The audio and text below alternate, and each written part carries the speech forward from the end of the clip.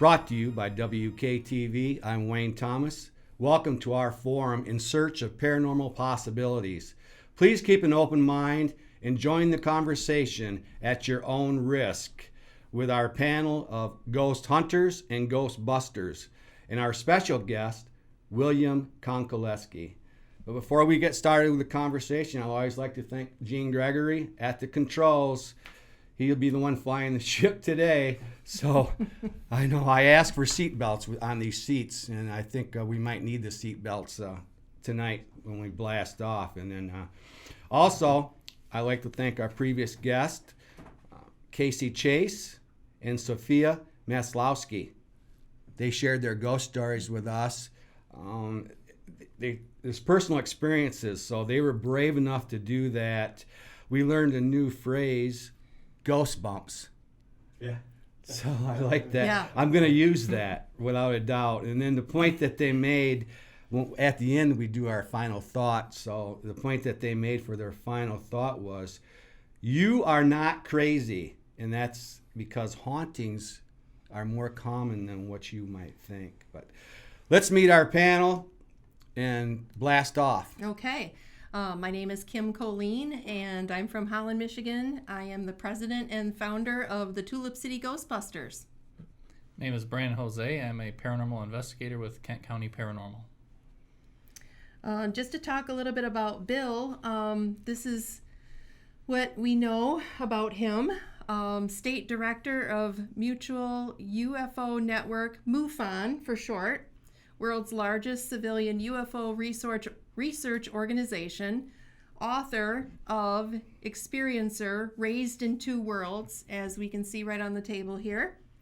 Bill's abduction experiences chronicled in sci-fi documentary Abduction Diaries, DVD documentary Abducted by Aliens, UFO Encounters of the Fourth Kind, ABC News special UFO Seeing is Believing, consultant to History Channel Hangar, UFO Hunters, and finally Science Channel's Uncovering Aliens, Close Encounters.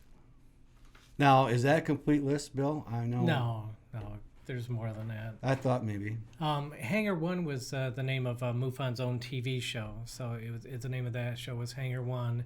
And then there was a show out of Canada, Close Encounters, that I work with, and gosh, I'm trying to think of the other. I was on ABC's Seeing is Believing with Peter Jennings. I don't know, stuff. Mm-hmm. Peter Jennings, that's a big name. Yeah, it is. Now, I didn't get to meet him. They filmed me at the MUFON conference, and I got worked into the production that way. But they never had you consult for the X-Files. No, not the X-Files themselves, no.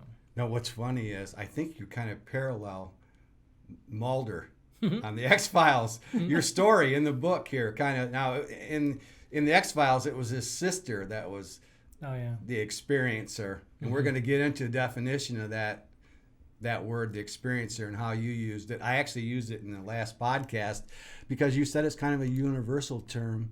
You know, if a person experiences paranormal, then they're an experiencer. Mm-hmm. Yeah, just a normal person going through their life, completely normal, average life, but every once in a while some unusual things happen to them, and they experience them, they go through them, and to define a person by what happens to them rather than who they are at their core is, it's probably not the best way to think of somebody. If something happens to somebody that they can't explain, it's unexplainable to the person it's happening to. So you can't say, you're crazy, you're talking about this experience you had, and the person who had the experience is like, I had this crazy thing happen to me. I'm not crazy. I'm glad you're using that word, crazy, because that's something that we talk about on this show, is because when you see a ghost, it's the kind of thing, too, they don't want to come forward and let people know because they're afraid they're going to think they're crazy. Right. Now, Brandon and I saw you last night on one of your presentations at the Ransom Library in Plainwell, and you did UFOs over Michigan. Mm-hmm. That was very informative. You kind of did a math equation for us with all the planets and the moons and all the galaxies times that. You pretty much said alien life is statistically inevitable. Mm-hmm. Yeah, I could run through the whole thing. I know. No, I mean, you lost me. I don't, what was It'll take a you little got the while. sextrillion or something, and I'm 100 like, what is? The grand total. Okay, here we go. was 100 sextillion potentially habitable planets or moons out there in the universe. So I did remember something from that. I wasn't sleeping. I was in the front row. I was wide awake. It was really interesting, and it was an older crowd there, and they had some good questions at the end too. I mean, they talked about some of the people that you looked up to in the industry, and apparently not a lot of them are still alive. The ones that you were mentored or were mentors for you. When I got into it, which was 26 years ago, is when I joined MUFON. And I had the wonder of all of these great mentors and people to really get me into the organization and give me something to look up to, and unfortunately, yeah, they're all either passed or don't have much time left on this earth, and I'm not the little kid anymore that they look down to that was all bright-eyed and everything, and now I'm doing my best to try to hopefully inspire other people to get involved, because that's a real big thing. Doing a lot is fun, but having a lot of people join you to look into the UFO mystery is even better. Yeah, that's a good point. I think more people need to be involved, and that's going to be my final thought, but I'm going to save that for the end. But getting people involved, I mean, in all these phases of the paranormal, if you experience something, don't keep it to yourself. But like I say, I'm getting into my final thought. I don't really want to do that. Where do you want to blast off to? I mean, it's your show. I know there's so much you can talk about. We can go right into the book if you want. I have plenty of notes on the book. Sure. Anybody who's seen me at a library presentation, I generally don't discuss my personal stuff. There's so much in the way of Michigan's UFO history or exciting new cases out there or other things that if they want to come to a library and hear those presentations, I think that would be the best way to go about hearing some of that information. So the personal stuff that's happened to me, which, again, I rarely share when I'm in a library environment because it's a little bit beyond, I think, what most people come to see in a UFO presentation. I think a lot of people, when they come to a UFO presentation at a library, they're not really UFO enthusiasts or really deep into the phenomena, knowledgeable about the phenomena. They're just like, oh, UFOs, that sounds interesting. Let me find out a little bit about it. And if I was to lead off with, when I was 2 years old, a little gray guy came into my room and stared at me, at the edge of my crib, I think a lot of people would say, oh, maybe I've, They're not going to get up and walk out at that point. Yeah, this is a little bit beyond, what I thought I was getting into for this. So. Oh, it shook me up a little bit. I'll say that. And that's, Bill's talking about, he starts out at 2 years old. They just said hello to you. At 4 years old, it was a play date. At 7 years old, it was a physical exam. Mm-hmm. At 9 years old, you saw a sighting, a zigzagging star, and actually the OBE, which I know Brandon wants to get into that, the out-of-body experience. And then from 14 to 19, it was the unwanted out-of-body experiences. Mm-hmm. And you talked about how it was invasive and how they were judgmental. I mean, some of these adjectives that you used is like say it was scary to me, nasty, terrifying, powerful, menacing, invasive, ominous. Mm-hmm. It scared me really to think that you grew up like that. And I mean, were your parents concerned? Well, in my family, phenomena is on my mom's side, comes from my mom's side of the family. And so there is a lot of unusual things that happen on that side of the family that even before I was born, there were experiences in the family that were in a broad range of paranormal. I mean, besides just the alien thing, there was also poltergeist activity and actual apparitions that were seen and a lot of psychic phenomena and other things along those lines.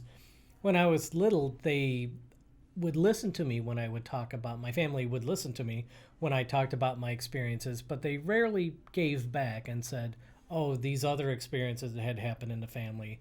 I'm sure they didn't want to color my experiences, make me overly afraid. They were there supportive. They listened. They didn't doubt. And when I got old enough, they said, okay, we're going to share some other things that have happened in the family.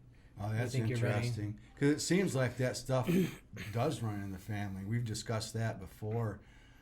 And, it's spooky stuff. Now, just the house that you grew up in, or are you talking about experiences before the house? I know the house you grew up with, and you said possibly had ghost activity.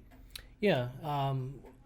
I lived in that house until I was 21, I think, if I remember right, maybe 22. And the entire time I was there, strange things happened. My older brother did actually see a full apparition, glowing blue, pass through his room. He said the room got ice cold, and this being, this, outline of what looked to be somebody possibly Native American, had that sort of vibe to it, passed through the room, sort of this spectral blue, and went out through the wall. And he said what made it even stranger, he was listening to records in his room while he was in there, and it was Jimi Hendrix's version of the Star Spangled Banner was playing when this ghost came through. So what an experience, huh? And every time, of course, he hears that song now, he thinks of that. Yeah, that's... Where was your house, Bill? In Sterling Heights. Okay. Mm-hmm. And it wasn't in any sort of secluded area. It was along a major road, and it's... I mean, if you look at the house, you would say that not quite the likely candidate for unusual, hauntings and or for aliens to come undetected, but it was just right out there, and yet still a lot of things happened there. And then even when I moved out, the experiences continued. So it's not really tied to the house. No. Yeah. Yeah, because I questioned last night when I met you, is that could it be a possibility of a combination? Maybe some of it was ghost activity, and then the other was alien. I think that it's certainly possible.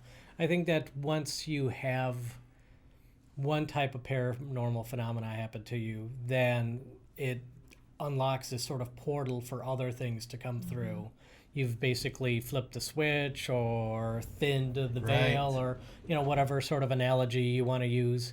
But if you have one type of experience, other types of experience certainly can follow, and in some cases are almost to be expected if you have somebody who's a lifelong experiencer. In terms of the alien phenomena, then they're often going to get poltergeist or ghost activity too. I remember, speaking about ghosts, a friend of mine had passed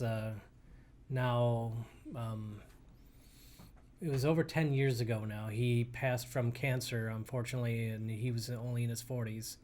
And he was in a coma, and he was about to pass. And I remember him being in my room and being awoken to see this shaft of light at the foot of my bed. And when I looked at it, it was just a simple shaft of light. They had no definition or anything, but I knew it was my friend David. And he says to me telepathically, he says, whatever doesn't kill you makes you stronger, and whatever kills you makes you stronger. I was like, whoa, that's heavy, whatever. Yeah. So, and then the light faded and disappeared, and I knew it was him, and I thought that he had passed, but come to find out he didn't pass until the next day. But other people who were friends with him also had experiences with him that same night. Oh my gosh. Almost like he was going on a farewell tour while he still had some sort of ties to the physical world. Key word you said was telepathic. I know you talked in the book about how the aliens seem to have a telepathic ability, and then that's something that we've noticed with ghosts. They seem to know. They know you're coming. They know your name when you get there, and you've had your name. You heard your name. I'm not sure what age that was. That was 15 or 16, yeah. And that's when this stuff really started getting creepy in your early teens, I believe. And that's when you had the OBE, out-of-body experiences. Now, I know that's something that Brandon wants to hear more about, so... And see, the thing for me is that I don't believe that their natural form is physical. I believe that when people see these gray entities in a physical form, they're almost like puppets. That at some point the species evolved to a point, pardon me, where they were able to pull their consciousness out of physical form and then could just plug it into physical form when they needed it. So in situations where the entities, if they need to have communication or possibly give some education or in some way just interact pardon me, with the experiencer, but not need to necessarily take them away physically, they do it on as sort of an astral form. They out of body, they pull the person out of body or visit them while they're dreaming or something along those lines, because otherwise, and in some cases it is definitely physical, but if they don't need to have to find some place to land the UFO, hide it, switch off the right or wrong people, and then make sure that everything goes perfectly, then if they don't need to actually take somebody physically, why go through all that hassle? Just do it on a out-of-body state. I hope if they visit me, they take the form of Marilyn Monroe. That's not because you described them. There's some things you say that you don't know, and in the book it's like where they come from. You don't know why they're here. You do know it's on their terms, and you have descriptions of them, 3 foot, 5 foot, and 7 foot. So and there's a hierarchy, is how you describe in the book. Yeah, the little ones, the 3 foot ones, tend to be the worker drones, the ones that go out and do the missions, and they have a very interesting sense of time, where it's always they are so locked in the moment, in the present, that you can't ask them questions about the past or the future. It almost seems like they don't understand what you're talking about. And the taller grays, the 5 foot ones, seem to have a better way of understanding us. It seems like they get us and they're able to talk, again, telepathically, but have a conversation with us more in a way that seems to understand who we are. It's much closer to us than the little grays. And then the ones that I saw that were 7 foot were the mantis beings. Right. Very scary, and called mantis beings because sure enough they look like a giant praying mantis, and it seems like they're the ones that sort of oversee everything, at least in my personal experience. Right. That was the authoritative type.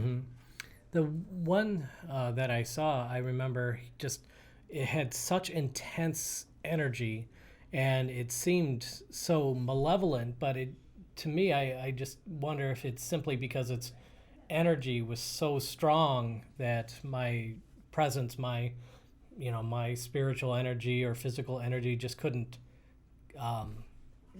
be around anything that strong without it messing me up. It was a very, very powerful energy coming off this thing.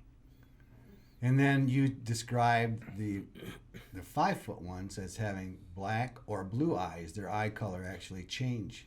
And very large eyes. I don't know if there's any correlation in nature to any species of anything on Earth being able to change its eye color. I mean, octopi can do all sorts of crazy things with camouflage, so why couldn't some other species somewhere else be able to change its eye color? Yeah, its black eye color it seems to be the standard eye color, but it can do this trick, if you will. It's a mesmerizing trick where it switches on its eyes to this bright backlit cerulean blue, almost like a police siren blue, and it numbs you. It just puts you in this state like everything's cool, So if it was a predator and had that effect, I'm sure that it would be some way to catch its prey, but luckily all it did was cut my arm and leave it at that. I didn't see that in the book. Cut your arm? Is that in the book? Yeah, that was when I was 7 that happened to me. Oh, right, and you still have the scar. I do. Not that it's super visible, but show my gun. Sure enough, I can see the scar. I can see it. Yeah. And you have no explanation for that. Did Yeah. you have to get stitches? Mm-mm. Oh, okay. It healed on the spot. Oh my So God. yes, so as you're unfamiliar with the story, the Grays, little Grays, brought me on board, and giving sort of an edited version of the story, I ultimately got ushered into a room and put into something that was like a dentist's chair. Okay. And the being, the 5 foot tall Gray, said, "Be really good, and you'll get to see the color blue." And I'm like, obviously these aliens don't understand little kids. Right. Give me a sucker or a sticker or something like that. Right. Whatever, to make light of it, I guess. But so then I was watching the being, and all of a sudden I felt a sharp pain across my arm, and I Sure. look down and I see a slit on my arm. I don't know what caused it, so I look, but I see it healing as I'm watching it. It's healing up, and I don't know what made it heal up as I was watching it. So then I look back up at the being, and the eyes of the being changed from black to that bright blue. Interesting. And it was a treat of sorts. It did make me calm and relaxed and everything. And then I was out of there. Woke up in bed the next morning. Saw the scar was still there. Yeah. And later that day, I was playing in my backyard with a friend across the street who was 6. And we were climbing trees just in the backyard. And this white mist rolls through the backyard. He still remembers it as well. This cloud just comes into the backyard, and it has sort of a cool effect, almost like a smoke machine at a concert type of mist. And he didn't see the little gray being in the mist, but I certainly did, because it came right up to me and it telepathically asked me if I was all right. Kind of like, after we did this stuff to you yesterday, are you okay, type of a thing. And I was like, yeah, I'm fine. Yeah. And then it was like, oh, good. And then the cloud rolled into the neighbor's yard with the little gray being in it, and then it kept going. Now, you said Wow. in the book, you said the mist kind of had an awareness. Like it had a consciousness or something. Oh, certainly. The way it was able to move, to be able to control a mist.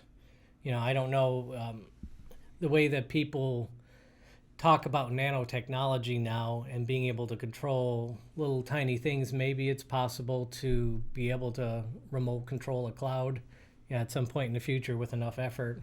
But yeah, there was that being certainly within it that was, very conscious of what was going on, and Right. possibly extended its awareness to the cloud to be able to make the cloud move with it. Spooky stuff. We got another member here now. Ryan Mason is here, so he can join in on the conversation. Well, with that speaker. lid here. Okay.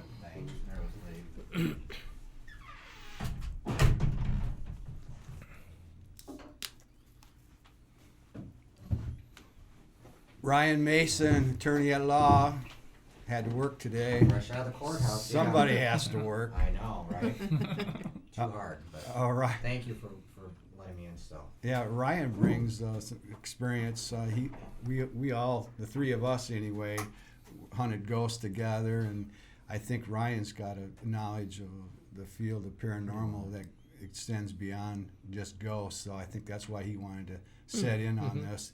Bill Konkolesky, UFO expert, the head of the Michigan State MUFON. Mm-hmm. That's got to be a busy job. And you talked about how big MUFON is. It's worldwide. Yeah, we're in 43 countries. I think we currently have about 3,500 members.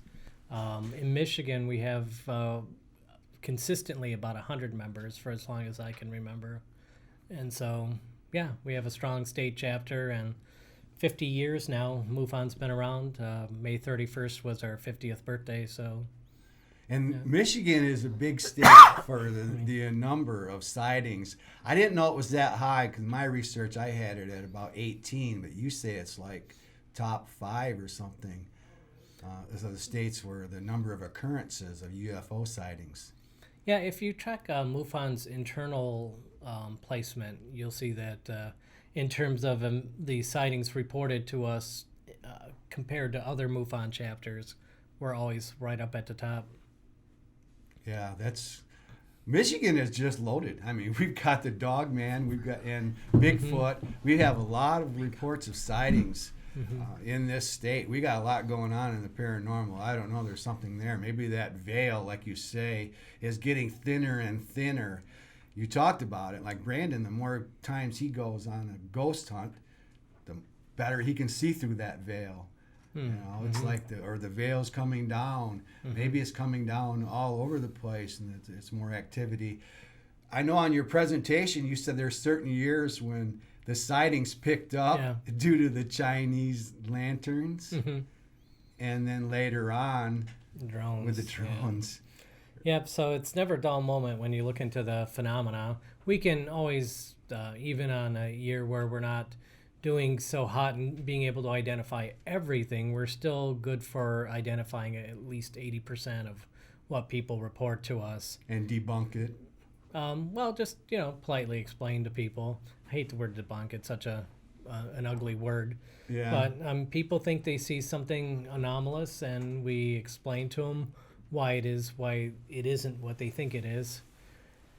And sometimes people are happy and satisfied about that. And other times they're not happy because they think they've truly experienced something, wondrous. Yeah. And we have to, let them know that it wasn't what they thought. Same thing with ghost hunting. When you have to tell a client, no, I don't believe you have anything supernatural in the house. Like you say, some of them are relieved, but then some of them are saying, why are all these things happening? Maybe I am crazy. You know, I mean, I don't know whether that's good or bad. Now, I know Michigan, March 8th, 1994. Ryan, you remember, does that ring out, 1994, the sightings that we had on the west, here on West Michigan? See, that's a big one for me, because it was kind of like, I don't know if you buy into the Michigan Triangle. Do you buy into that at all? Depending on which triangle you're describing, I've heard three different types of three different areas described as the Great Lakes Triangle. One is actually in Lake Erie, one is in Lake Michigan, and then there's a version where somebody can creatively draw a triangle around all of the Great Lakes. But a friend of mine, Cheryl Carter, who is putting out a book about portal areas, she's including her thoughts on Lake Michigan being a triangle area. And I do the foreword for her book. I'm not sure when it'll be out, but I mean, I do acknowledge that strange things happen there. And I will say it's true that strange things happen, all sorts of places everywhere. If you have an affinity for water and those type of phenomena that happen on water, then I think her book would be a good, here I am plugging a book. Yeah, but, well, good. But that's what we like to do on this yeah. show, plug books. That's why we got your book up here. That's something we're promoting, is like, especially people that write about Michigan and this area, and then local authors. We want to plug you guys without a doubt. I would stop short at saying that there's a UFO base under Lake Michigan. Nobody really talks about that. That's really deeply into the phenomena and is from around here. But, certainly seeing strange things. It's easy to see a lot more of the sky when there isn't any buildings or light pollution around. Clearly, you're going to be able to see more. And then if you're in a situation where you could be targeted by some sort of paranormal force, it's obviously you're going to be an easy target if you're out in the middle of nowhere, like on a lake. Yeah, and you can see a lot farther. I mean, a lot of stuff is happening in the lake. Apparently, if you can, buy into all the monsters that might be in the lake, or the history that's there. But in 1994. It was like, it was reported by police, meteorologists. It wasn't just, some drunk that thought he saw something. It wasn't a hallucination. It was hundreds of people. Yeah, over 300 witnesses reported UFOs in and around March of '94. And March 8th was the biggest night, considered to be the biggest night because of the sheer number of witnesses that night. Including a family of 4, the Graves family, that reported seeing a giant disc behind their house with glowing lights around it. the police showed up, and the officer that was there was watching it as well, saying that that what they saw was exactly what he saw too. And the police then called the National Weather Service, and they were actually tracking large objects on their weather radar. And the weather radar isn't built to detect aircraft; it's built to detect weather patterns. So if anything is visible on their radar for any length of time, then that means that's some sort of substantial thing that's hanging out there in the sky that they're able to track it, which they did. And then at one point, when the National Weather Service radar operator Jack Bushong was watching, he said that they zipped out over Lake Michigan at a speed he guesses to be about 3,000 miles an hour. And they didn't show up in Indiana, Illinois, Wisconsin. They just went out over Lake Michigan, and who knows if they went up, down, disappeared, but I wanted to ask you about that in the presentation last night, but I didn't want to interrupt you. 3,000 miles an hour. Do we have things that go 3,000 miles an hour? I don't think so. Yeah, I don't know. I don't know if we do. It would create quite the sonic boom if it did. Yeah, I guess you're breaking more than the sound barrier.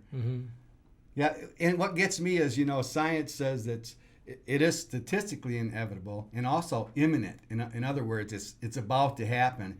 And they say, but there's not enough proof. I say BS. There's all kinds of proof. When someone sees a UFO, it's like hundreds of people seeing it. If you see a ghost, it's usually one person sees it, and then that's it, and there's nobody else to even substantiate it for you. But with the UFO phenomena, there's hundreds of people, thousands. You have thousands of people that report stuff every year, don't you?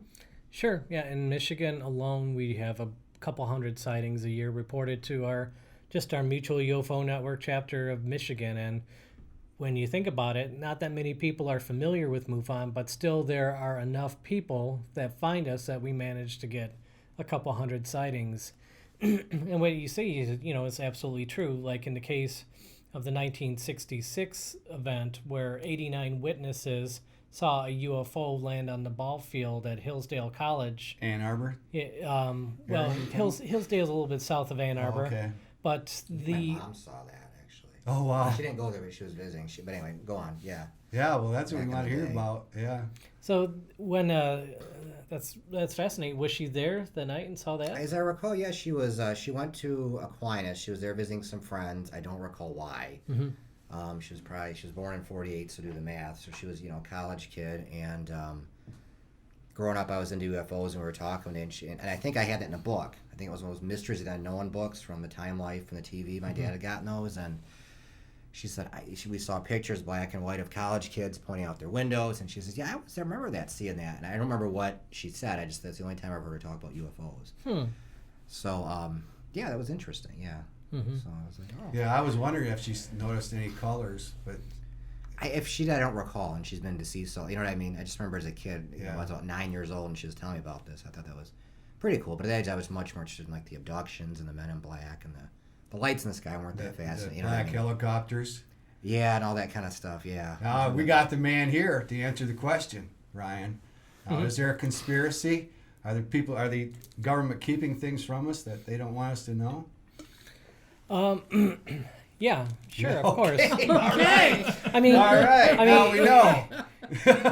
in a very simple way to put it is the government keeps information it knows about all topics from people, even budget things. So, I mean, if they're going to keep information on the budget secret from the people, it's not going to be like, yeah, well, let's keep the budget secret, but we'll tell them about the flying saucers.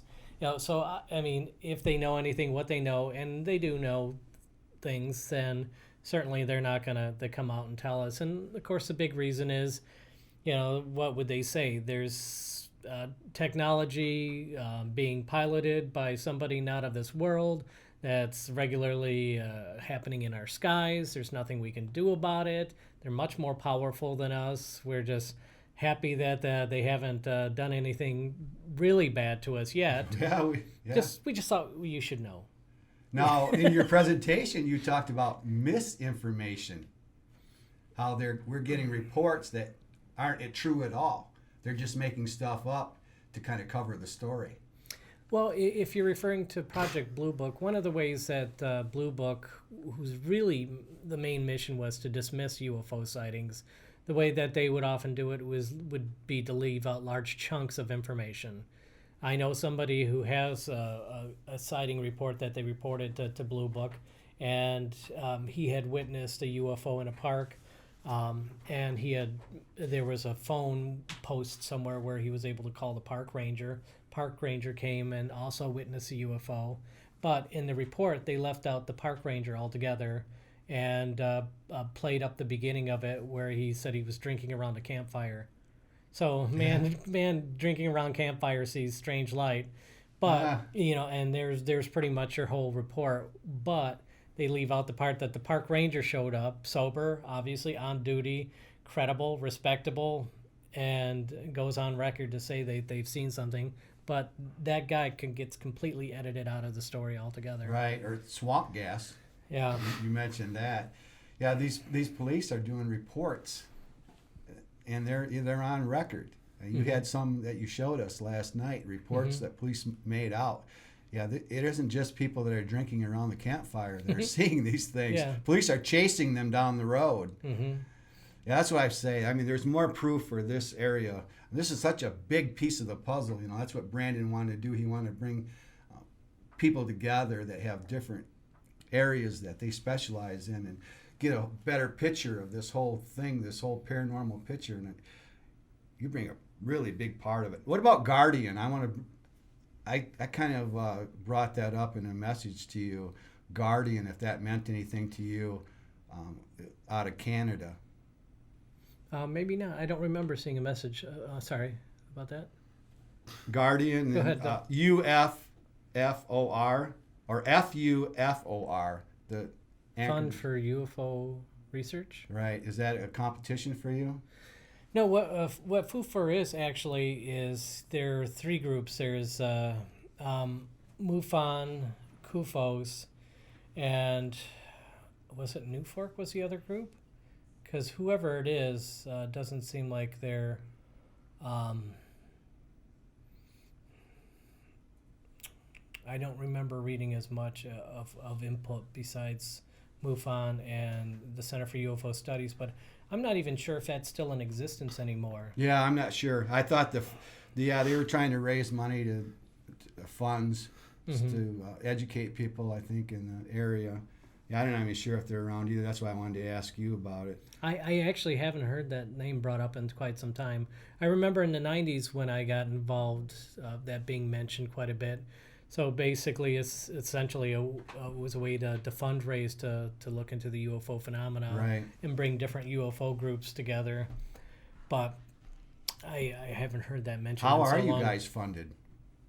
Well, we're a 501c3. The international organization is, as well as the state chapters, and donations are certainly accepted. And then there are membership fees, and membership fees allow certain perks like the ability to be a field investigator, and so people can join MUFON, receive UFO field investigator training, and then based upon whatever state they're in, the chief investigator from that state will assign cases to the individual to be able to go in and look at UFO sightings themselves. But some people ask, how much money do you make as a UFO investigator? And the real question is, how much money do you put in for the joy of investigating UFOs? Right.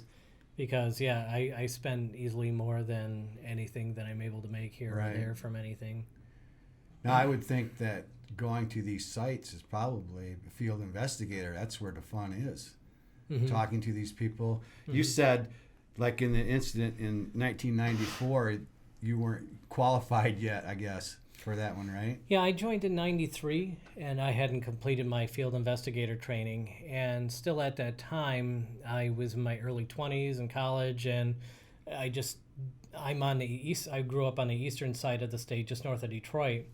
And for me to have the time and money to go to the west side of the state with any regularity, in the reliability of the vehicle that I had at the time, wasn't going to happen. But there were certainly a lot of qualified people that I enjoyed hearing about their investigations. Now, your favorite sighting was one over Ann Arbor That's what you were telling us last night. Maybe you want to show or talk about that a little bit. The one that I investigated?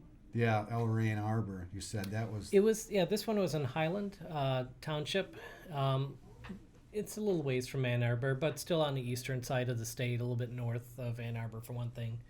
And there, a gentleman saw a giant triangle one night while he was driving home on a rural road. And then the next day at home, he witnesses a car-shaped, for lack of a better term, UFO, no wheels or anything like that, land in his backyard for an hour. And during the middle of the night, in between that, people were seeing all sorts of crazy lights in the local area by the Detroit Metro Airport that weren't aircraft. And when he saw this thing in his backyard, and it was there for an hour, you know, you ask him the basic questions, did you take a picture of it? And he's like, well, I didn't want it to think I had a weapon, because after he said it was there for a few minutes, I got the impression that it wasn't able to lift off for whatever reason. It might have been stuck somehow.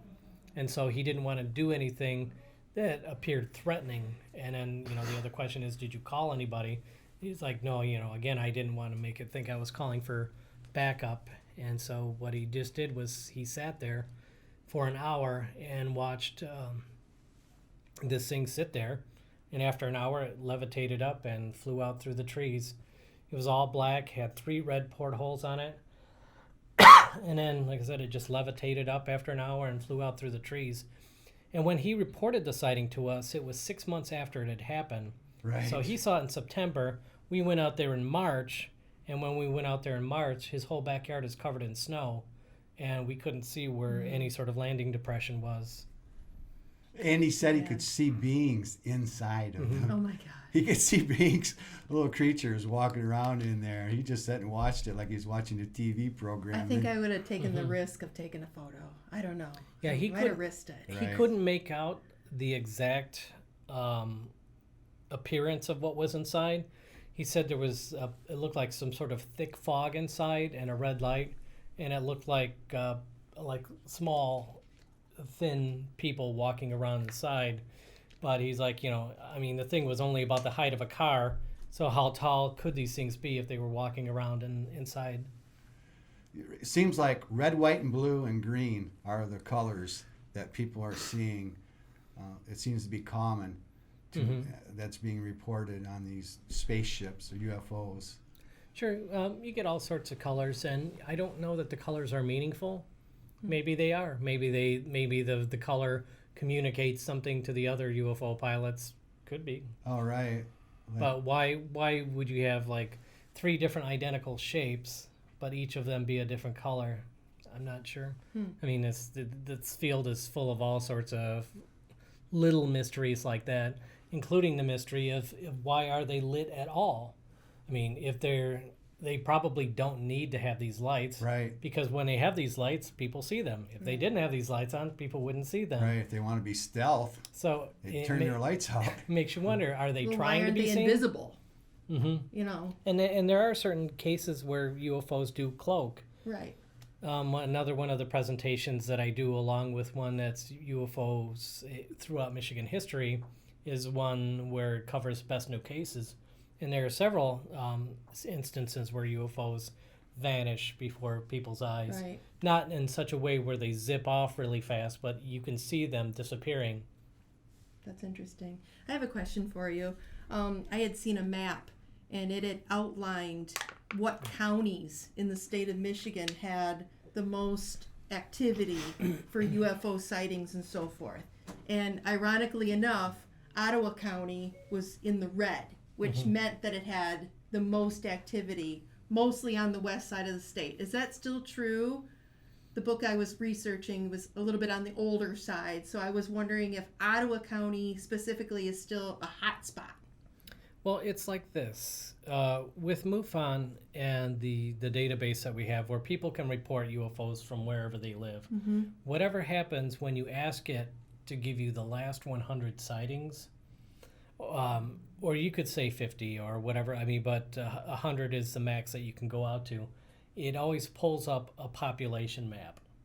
Okay. So the most sightings you see are in the Detroit area, Sure. followed by the Grand Rapids area, and then throughout the state, other pockets where you have larger So it's towns not or really cities. a true representation because it more tracks population versus true sightings.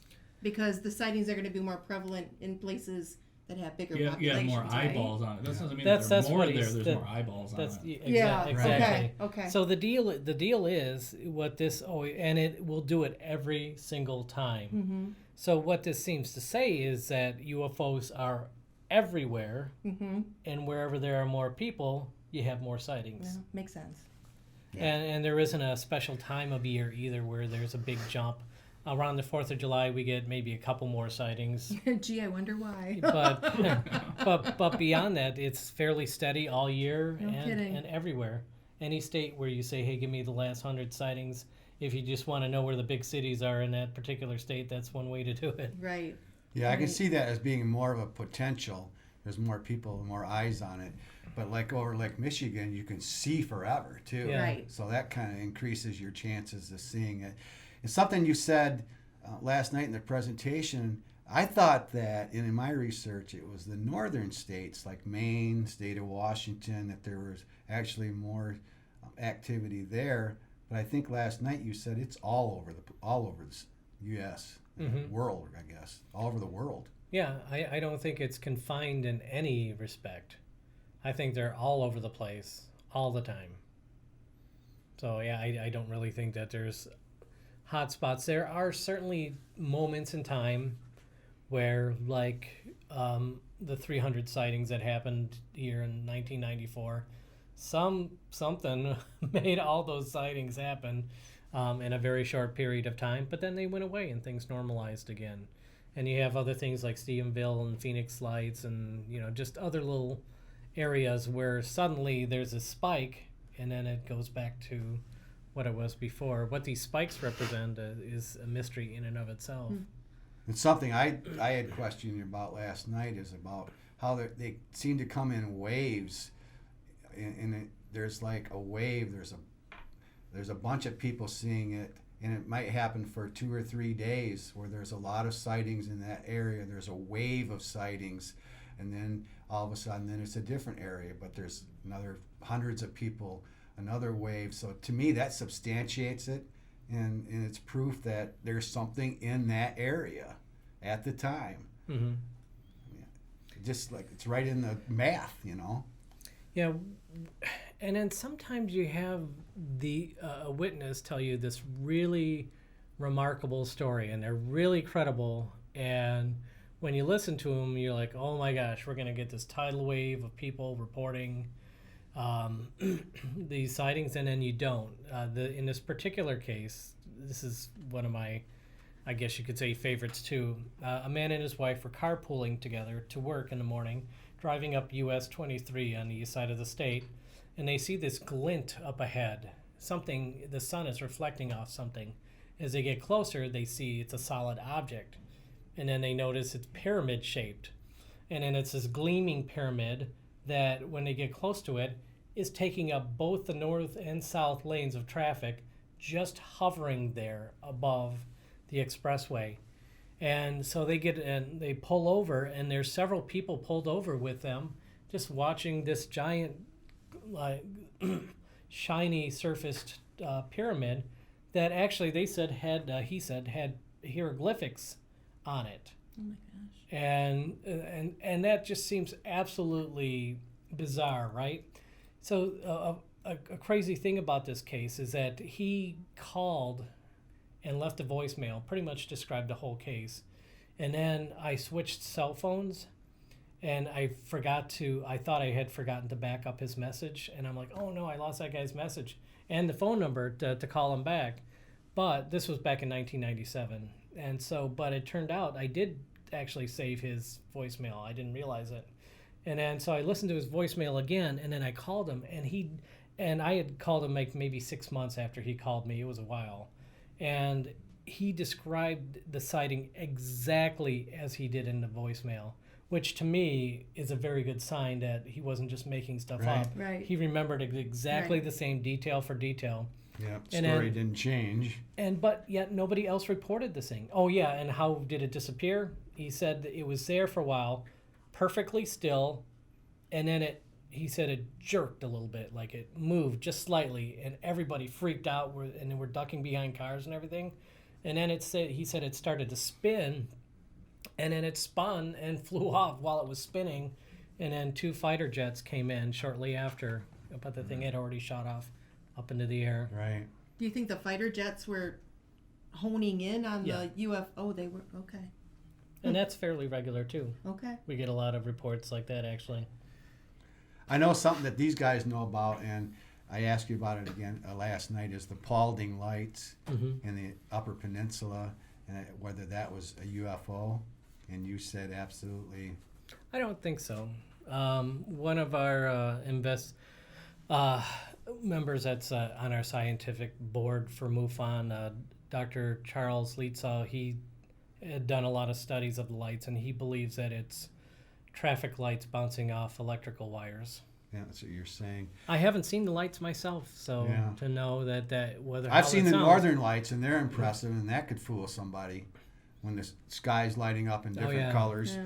Now, crop circles. I know you didn't talk about it last night. It's not in your book. Yeah, it's a real basic question, but are they real?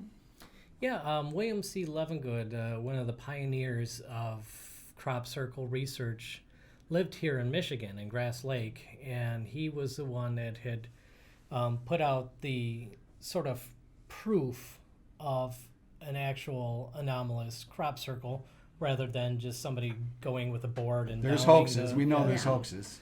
So he pointed to that there is some sort of radiation involved that blows out the nodes on the crops, like as if they were microwaved, and with that effect, he said that that's what you want to look for to determine if it's an authentic crop circle. And the ones that have this effect aren't necessarily the pretty ones, and often they aren't. You know, the real works of art that are out there, you know, those are Right. artists doing those. Right. Yeah, because they are really artistic. Guess what? We're getting real close to an hour already. Wow. It seems Yeah. like I've only been here like 3 minutes with you. So this is where we go into the final thought. So if you guys have anything that you didn't get out that you want to, or you've got some upcoming events you want to plug, well, let's do that now. Okay, well, I can start. I talked in the last podcast that we have a 5K coming up for Make-A-Wish Foundation. If you are interested in any of our events, the easiest thing to do is to go to Facebook under Tulip City Ghostbusters, go under the events page, see where we're going to be at, time, date, location, what we'll be doing, and we hope to see you there. Thank you. I just want to say, check out for more content on paranormal content. Check out my YouTube page, Brandon Jose. That's HOEZEE Paranormal, and also check out the Kent County Paranormal Facebook and YouTube pages. And if you got a problem with the ghost, don't be afraid to get a hold of Brandon. He's got different ways. You can email me at kentcountyparanormal@hotmail.com. You can also find our ghost line number on our Facebook page. Ryan, any last thoughts? Not really about UFOs, but I just want to say I thought that was a really cool Jeep in the parking lot. I took a picture to send to my wife. I think our 6-year-old's gonna get a big kick out of it. He's a huge Ghostbusters guy. So Well, you better let me know when his birthday's coming up. We might have to do a little road trip. yeah, it's in December. Oh, December there we 2nd. go. Good time to get away. Yeah, he just adores Slimer and Stay Puft. Slimer, I yeah. just saw that. Thought, oh my god, that's so cool. So Yeah. Thank you. Ryan's talking about Kim Colleen's Jeep, Yeah. her Ghostbuster Yeah, Jeep. it's actually called the Ecto 1J. So Okay. check out the license plate. okay. Yeah. My final thought, besides the thanks to WKTV, and you can check them out on the Journal, WKTV Journal. If you just want to listen to it, if you want to watch it, go to WKTV Facebook and type in the Whole Picture Podcast. I prefer watching it, but if you're driving in your car, you just want to listen to it, go to the Journal. You can listen to it. In William Konkolesky's book right here, Experiencer Raised in Two Worlds, at the end of it, he has an old proverb. I think it's an old Chinese proverb. I think maybe Confucius said it. I'm not sure about that. You don't say that in the book, and it goes, the person who says that something cannot be done should not interrupt the person who is doing it. Mm-hmm. And I think that's a wise statement, and I wanted to parallel that with some other statements. And so out of the Bible, it says, those who are not for us are against us. And then Eldridge Cleaver said, there is no neutrality in the world. You either have to be part of the solution or you're going to be part of the problem. And then we've condensed that and misquoted it through the years to, you are either part of the solution or you're part of the problem. Mm-hmm. So to everybody out there, be part of the solution. If you see something, don't wait 6 months. Don't just sit there and observe it. Get a hold of MUFON, get a hold of Bill, and get it reported. He's got a system set up so you can go online, and you're trying to make it simpler for people so they're not hassled by pages, right? Mm-hmm. And then you have some stuff coming up too. So your final thoughts? Yeah, I'm always doing library talks all over the place. I post most of them on Facebook, so if you friend me, you can keep up with some of the appearances I do. One big thing that I'm a part of in our local MUFON chapter is we're partnering with another group of paranormal investigators for a conference that's going to be in Houghton Lake on September 20th and 21st. It's called Michigan UFO Contact 2. I was at the last one last year, and it was a great time. It's a beautiful hotel on lakefront, and the speakers are great. We're going to have Nick Redfern, Mike Barra, Ryan Sprague, a number of other presenters this year. It's Friday night, kicks things off, and then it's all day Saturday. That sounds like fun. I first heard about you at the same time I met Kim when we were over at the Ghost Coast Paranormal Convention in Grand Haven last year. Yeah. So if you people get a chance to go to those things, by all means, rub elbows with these people. The stories are fascinating. And one other thing about this book, it's a true story. Mm-hmm. So, I mean, none of it's fabricated. So buy the book, and you got another book coming out too. You want to plug that? I don't. You mean the sequel to this? Right. Well, the sequel's already written, but I can't really release it right now.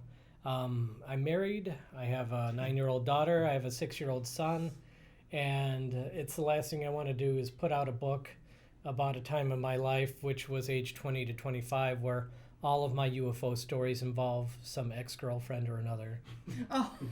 So, hey dear, hey kids, check this out, my new book. Look what Daddy wrote. These are the women I used to date. And the weird things that happened. Oh no. So this book was revealing. That book, I don't know, it's tabled right now. Too revealing. Yeah, I did a presentation on it, on the material that's covered in that book, at the Experience or Speak conference in 2014. So if you look my name up on YouTube, there's a good chance you'll stumble across the content from that, from what would be in that book. I would say definitely read this book. It's what happened to me up to age 20. Yeah. The reason I put it together is there have been a lot of books from people saying, oh, this is how you should handle children who have these experiences, or what this is like, but they weren't books actually outlining point by point, step by step, year by year, what it's like to actually grow up raised in two worlds. Right. It's not as easy as you might think. I talked about some of the adjectives that Bill went through, the terrifying invasiveness and the nasty mantis creature. I'm sure it was foreboding. It was tough growing up like that, I think, with that information. And then your friends helped you out along the way. Some of them were understanding, and some of them actually shared some of the experiences with you. Mm-hmm. Yeah, these aren't all things that I went through by myself. There have been other people, and yeah, some other things that happened in my early 20s, really out there, but involving multiple other people besides myself to back it up. Did you keep a journal as a younger person to say, I want to document this, so 10 years from now I want to remember exactly what happened to me and say I can go back when I was like you say, 4 years old, and you had a play date. I can't remember what I did when I was 4 years old. In my teens, I sometimes would take a single sheet of paper, not like a notebook or whatever, and scribble down thoughts. The early stuff, when I was 2, I couldn't write, obviously. Well, that's so 4, true. Well, but 4, yeah, you mean you can't write it 4 either. But in my teens, I did go back and say, here are some of the things that I Okay. remember happened to me when I was younger. Okay. Because But- even, I'm sure, 7, you claim to have a physical exam. Is that correct? Right. At about age 7? Yeah, that was when the thing cut my arm and That's then right. changed its eye color on me. I mean, I have a little boy who's age 6. I mean, he couldn't write down and explain that. I mean, so you had to really remember. These memories had to be really etched in your brain. Well, I know. think an important point is Oh, they you are. went through Yeah. you went through hypnotic recall. And I had that as well. And if anybody wonders whether hypnotic regression is actually helpful, I try to go into as much detail in the book of why it is a helpful tool and not something that leads to confabulation, and especially about my experience at age 2. Right. I would say if you can, pick up the book and go through it. It's the best support I have of that there's something to Yeah. hypnotic regression. Okay. I've also done other things. I've done the Minnesota Multiphasic Personality Index that shows that I'm not fantasy prone. I spent 3 nights at a hospital in Detroit where they tested me to see if I was prone to some sort of weird hypnagogic or hypnopompic hallucination that's or a whatever. sleep study, right? Yeah, it was a sleep study Wow. for that. And what was funny is that they had a control group in this study, people who said they'd had nothing happen to them, and then they had an experiencer group. So I don't know how many experiencers they had. I never got to meet any of the other ones or even hear much about them. But at the end of the study, they said that I kind of blew their study because they said I had a better sleep pattern than anybody in either the experiencer group or the control group. So Wow. even with all that was going on with me. Well, thank you so much for Yeah. being Thank here. We really appreciate See, it. I would go back to 5 years old when my grandfather was a ghost hunter, and he coached me on, and like most 5-year-olds are told there's no such thing as ghosts, and I was being taught how to communicate with spirits. So, what is the right age? I'm not sure, and but you talked to your parents about it, I think, at a young age, and they were supportive with you. And so if your kids are out there and they're seeing things, whether it's ghosts or UFOs, pay attention to them, and don't sit on that information. Get a hold of Bill, and he'll do something with it. He'll come out and investigate. Or somebody might, depending on the You situation. still field investigator, or you get too busy? Most of my time is spent doing other stuff, and it would take a long time to bore you properly enough with everything that is part of my actual duties Sure. now. But I do take on an investigation every once in a while. Usually it's an abduction scenario, in a situation where it's not enough that somebody's just sympathetic to the witness, but they need to be empathetic. Sure. Oh yeah, empathy. That's a big thing in ghost hunting too. Empathy. If you can't show empathy, you're not going to be a good ghost hunter, without a doubt. So buy Bill's book.